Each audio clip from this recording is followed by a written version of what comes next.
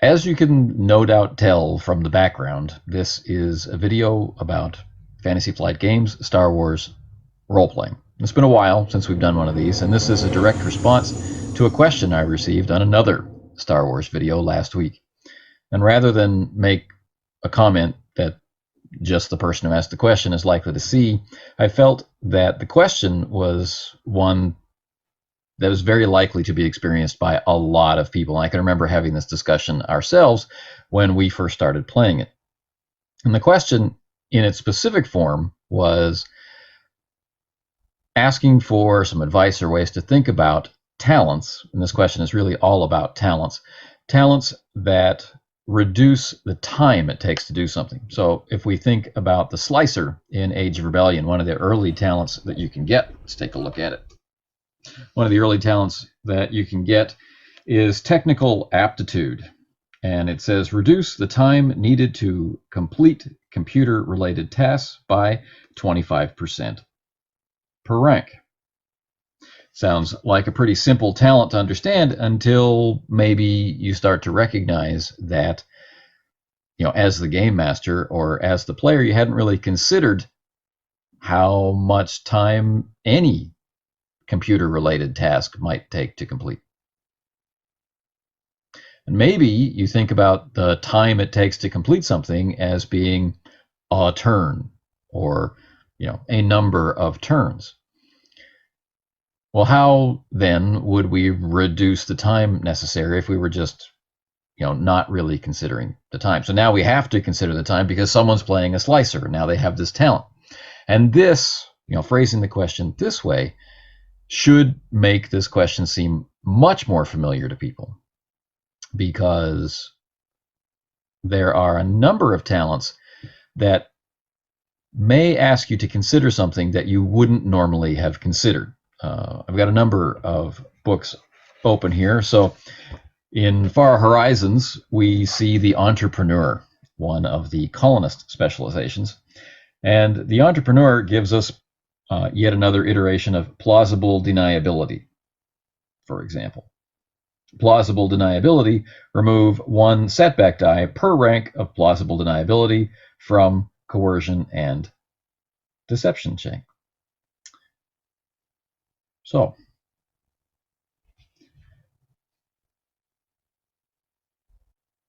this basically means, from a lot of the common advice we get about Fantasy Flight Games Star Wars, that as the game master, you need to be really sure to put setback dice into those checks, no matter what the specific talent is, whether it's to avoid detection or to avoid piloting difficulties. You can remove setback dice.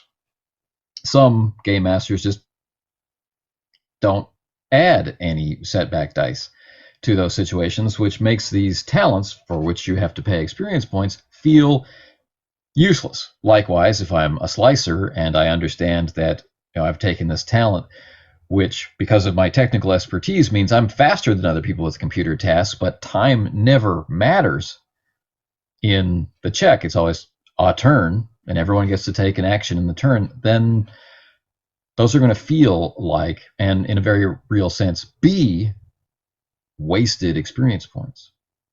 So in role-playing games, one of the things that we talk about is setting, the way that the system, the way that the books present a setting to you. And if it's something like Star Wars, a lot of this setting material is provided for you in your experience of the setting outside of the game, right?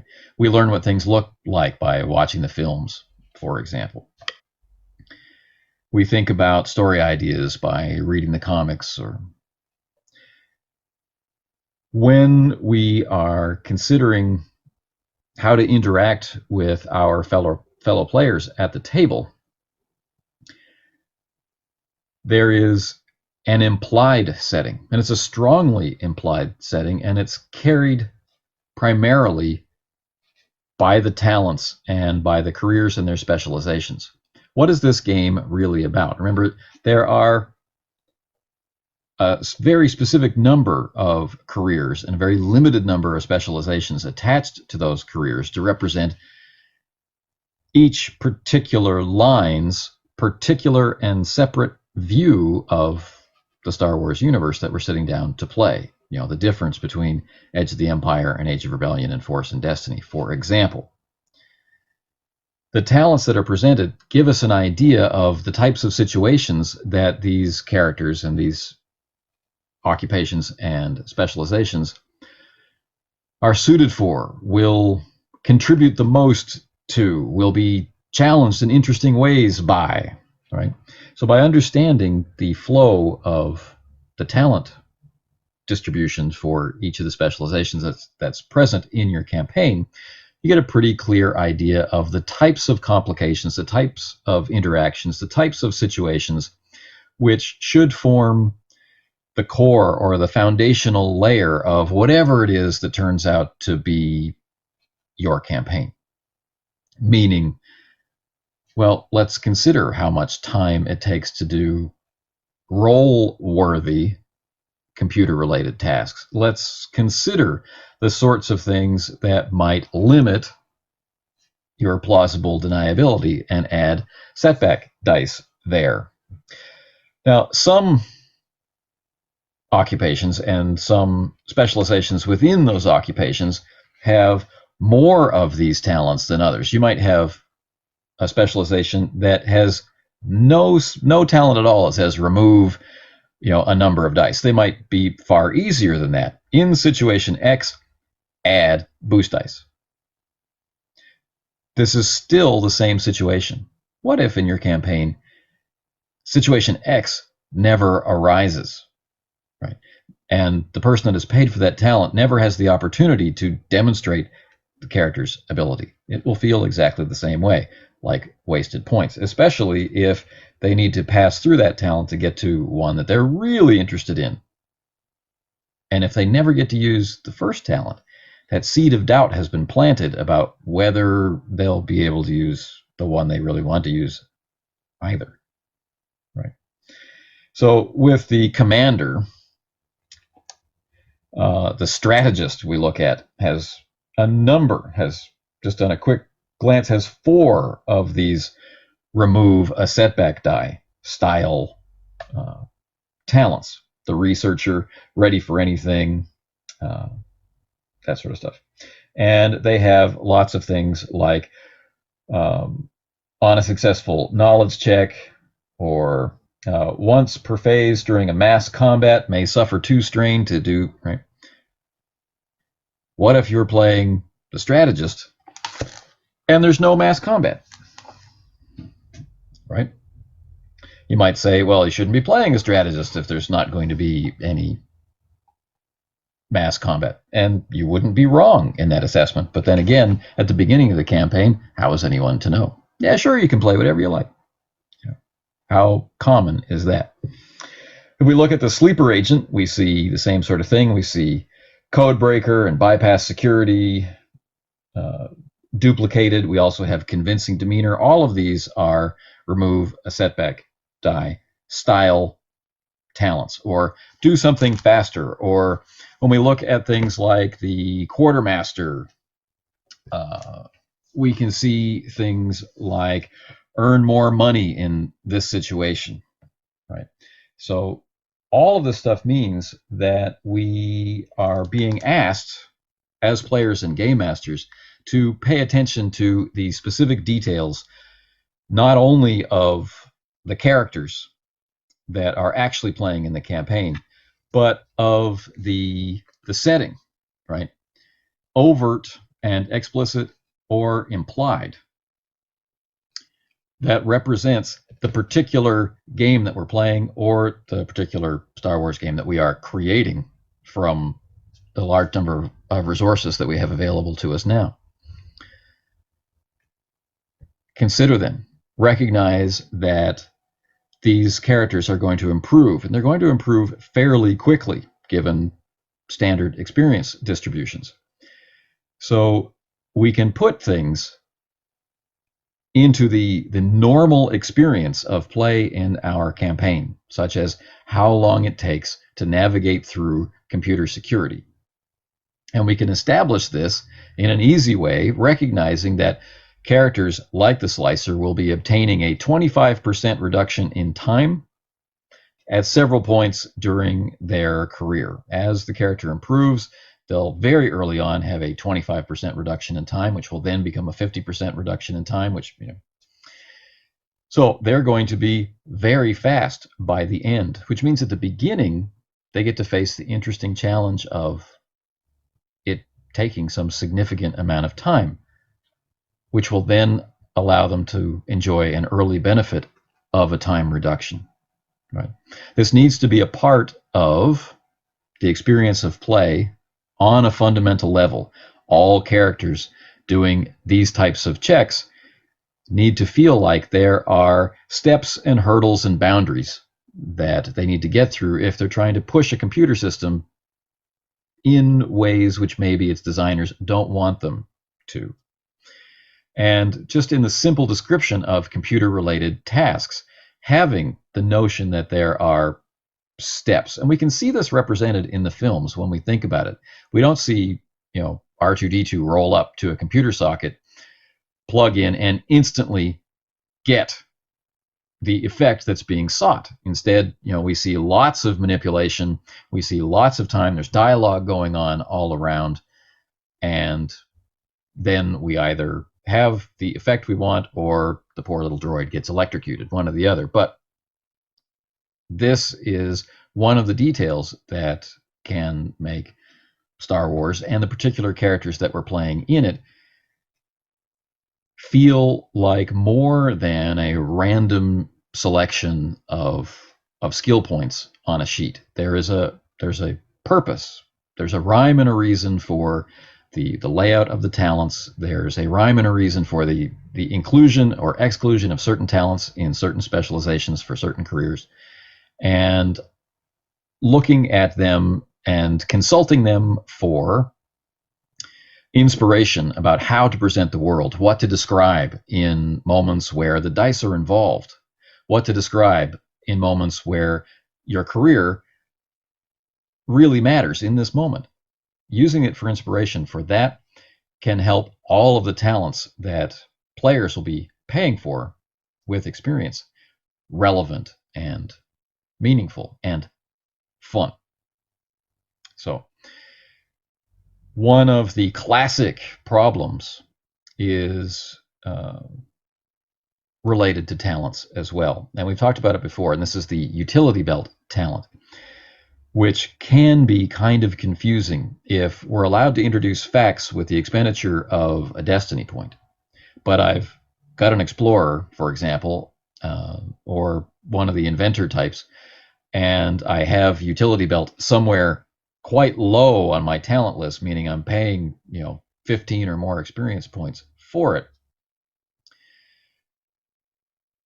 But what I can do with it is really what anybody can do with it. Then we have a problem, right? So we need to understand that talents that do very specific things that more than that specific character might regularly do allows us to make that particular character special if we're careful, and make them feel useless or like they're wasting points if we're not careful. If we just gloss over the insertion of a new fact for the expenditure of a destiny point that can produce any kind of effect, then we make the scout's utility belt useless. If computer tasks take no time, then we make the slicer's technical expertise useless. And certainly, this is not what we want to do.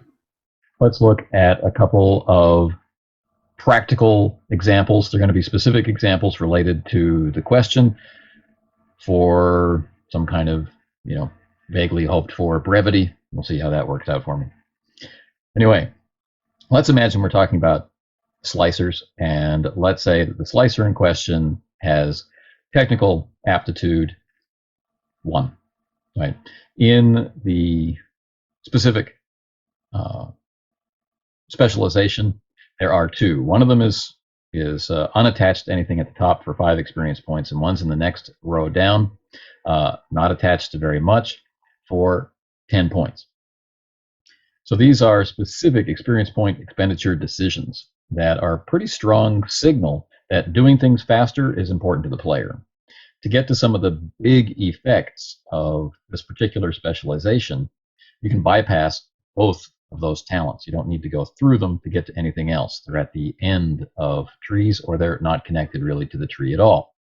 So if they do exist in your campaign, like I just said, that's a pretty strong signal that they want to be represented as doing things faster. There is a specific element in Fantasy Flight Games Star Wars, which is about, in moments where the dice are involved, being willing to have structured play, not glossing over things, not having one roll represent a large passage of time, but understanding that it's encompassing a number of discrete things which we're abstracting into one action or one amount of time. So, in that context, how do we, without being very rigid or strictly mechanical, how do we represent that passage of time?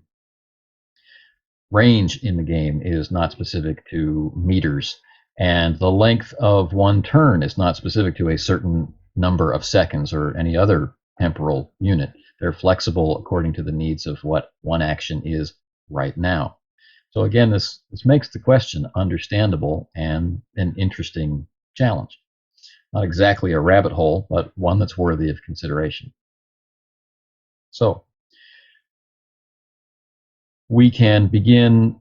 What I consider to be the most basic level of this is that any particular talent or high level of skill that a character has is called out in the description specifically. So if we look at skilled jockey, just as an aside, because you're a skilled jockey, maneuvering into the fringe of the asteroid belt doesn't cause you as much trouble as the TIE fighters that are pursuing you, right? So this is not about a role yet, and it's not about anything else other than setting the scene and recognizing who that character is. That character is a skilled jockey. The TIE fighter pilots in pursuit aren't as skilled. This is the other thing. The dice pool. You might have a really cool talent for the scene and a fairly low die pool, or the reverse. You might have a really excellent die pool, but not possess one of the really cool talents that might pertain to that scene. So these situations, these conditions, these aspects of character deserve to be a part of the description. So we may have someone who is bringing more dice to the table for a computer-related task, but they lack the specific training that lets that slicer over there do things faster. Why is that? Well, this is a part of improvisation in the moment. Okay? Why is that? In this particular situation with this computer and all the things that are going on, why is it that that person can do it faster than another person? Do they have access to an older and yet still valid code? Do they know something about this particular operating system? Do they have insight into the hardware? Have they worked at a facility just like this before and know about certain backdoors or other procedures? Are they the type of social slicer that is able to schmooze with security types and understand some way to exploit the system? We can keep coming up with reasons why they have insight into this computer system that lets them bypass some of the steps, which makes having it in mind as preparation for improvisation, having it in mind that there are steps to computer use and that it's a part of any interaction of this type with the computer, that we will be registering credentials, and then we will be obtaining certain permissions, and then we will be performing our command, and then we'll be trying to, bypass or bend the rules, right? Those certain steps that we all have to go through. But some people, like these people with their technical aptitude, are bypassing those and they're doing them faster. Another thing to consider is how much or how many barriers do I need to have as my foundational description of computer use in my Star Wars universe if this talent exists. So, in other words, how many iterations of technical aptitude can I expect to crop up? Well, probably just two. So, from 25% to 50%. Now, it may be that you might find some other specialization out there, or the player finds a specialization out there which also offers this talent, and then we'd be up to 75%. This could happen. But something to think about and consider. And a survey of all the talents can help you prepare for exactly that kind of situation. So we have our opening salvo of a description of the character's skill and how they're bringing that into the scene, or what challenges the scene itself is presenting to the character. Then it's time for the dice. So we can describe all of these different solutions that we just talked about, having passwords, understanding exploits in the programming, and so on and so forth, having some kind of interesting tool, some kind of a homemade hacker tool that allows the slicer to, connect to points, to hardware points, and bypass a certain security module or whatever. Just be creative and have the player be creative. Well, how is it that you're able to do it 25 or 50 or 75% faster, right? You tell me. You're the one who wanted to play the slicer. Be interesting about it. Or if neither one of you has the confidence to do that, or the practice to do that, or the skill to do that alone, work together on it. Now, there are some who put up the defense that, oh, but you can't keep coming up with novel solutions every time. Okay, maybe you can't. Do the solutions have to be novel every time? There's a lot of standardization in the Star Wars universe. So, allowing the description to fit the scene, which includes having it be the same solution that you used 2 missions ago on, a similar kind of installation, this is fine. Right? The idea is that this particular character is skilled enough to do the operation faster than others, and it's a part of who they are. It should be a part of the description that goes into it. As a second method or technique for dealing with this idea of someone being able to do something faster, or someone being able to do something better, or someone being able to easily avoid a roadblock, so in other words, removing setback dice. So in order to represent this, the description needs to exist of other people having that trouble. So we set it up originally saying, because you're a skilled jockey, entering the fringes of the asteroid belt doesn't cause you any problem, but it does cause problems for them, right? We make the skill real in the moment. We define it, we make it explicit so that it can be seen. Well, let this carry on. The slicer is doing things faster. So we can describe that if there were resistance in the system, we can describe that the reactions of the slicer trying to defend that installation, they are putting up roadblocks behind, too late to stop the slicer as they penetrate the system. It doesn't mean they won't catch up if the dice tell us so, but for right now, they are reinforcing defenses you've already passed. Why? Because you're that much quicker than they are, because you have this technical aptitude.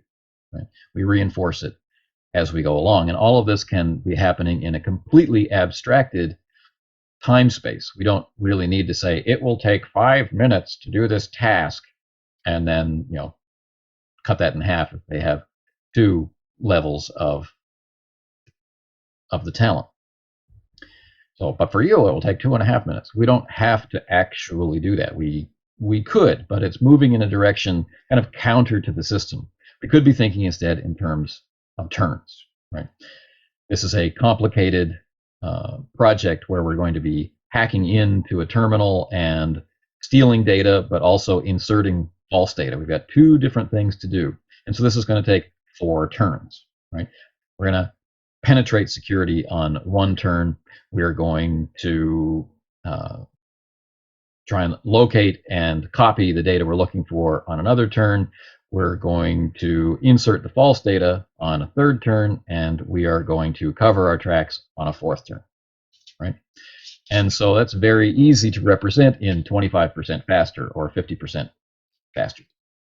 We could just make it faster.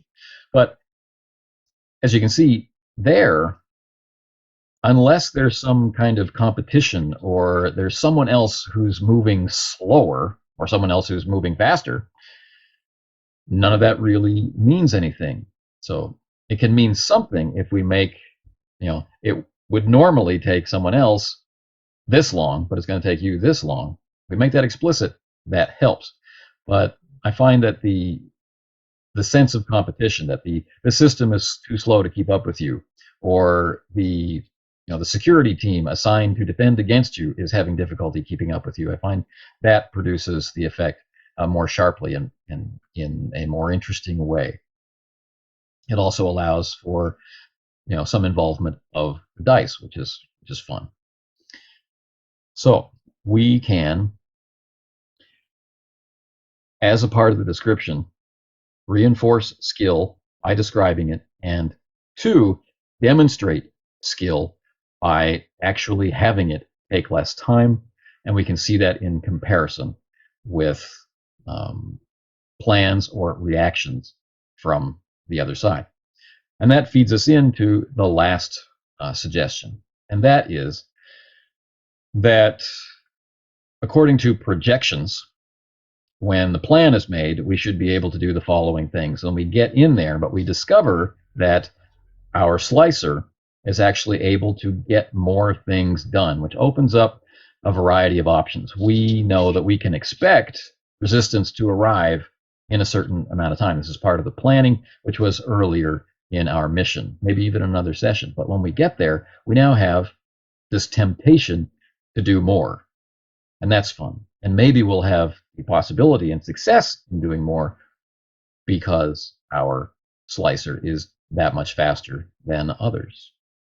Or we may discover that one of the slicers who's working to defend this installation is even faster than our slicer. Now what are we going to do? So making it real doesn't necessarily mean making it more mechanical or tying it more specifically to very explicit moments of time or numbers of asteroids or what have you. But it does mean acknowledging the situation of the skill or the talent and reinforcing it and reaffirming it when it comes up, and remembering to have it come up as a significant part of the campaign that we're playing in. So by taking the time to consider all of the talents presented in the game that you're playing, with specific and special attention to the ones for the characters that are in the campaign, but really understanding all of the talents as the building blocks of the universe, the things which will normally and enjoyably be the basis of roles and conflict and drama. By considering them from the outset before play starts, so that you can set them up to be described, and we can see through those descriptions over the length of the campaign the improvement of the characters, then the benefit of this really can't be counted. It will enhance enjoyment of play. It just takes that little extra time of taking a breath and realizing that this is a part of preparation for improvisation. Okay. Until the next one. And thanks for the question.